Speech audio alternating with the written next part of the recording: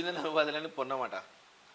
రాష్ట్రం RP tax దందా, flash రవాణాలో కుంభకోణం, రోజుకు 300 లారీలు, ఒక్కోదానికి 3,000 కోట్ల అక్రమ సంపాదన. ఎన్టీపీసీ తీరుపై ఢిల్లీలో ఫిర్యాదు అందిస్తాం, అక్రమ రవాణాను అడ్డుకుంటాం, అధికారులకు వివరాలు రెడ్ బుక్లో. బీఆర్ఎస్ ఎమ్మెల్యే పాడి కౌశిక్ రెడ్డి. పాడి కౌశిక్ రెడ్డి, నేను నా కుటుంబము మీరు గెలిపియకుంటే ఊరేసుకొని సస్తా అన్న నువ్వు ఇయ్యాల మాట్లాడుతున్నావు.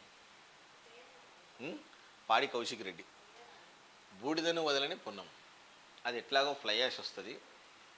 ఇది మన ఎన్టీపీసీలో ఆ బొగ్గు కాల్చిన తర్వాత వచ్చినటువంటి బూడిదను బ్రిక్స్ లాగా తయారు చేస్తారు.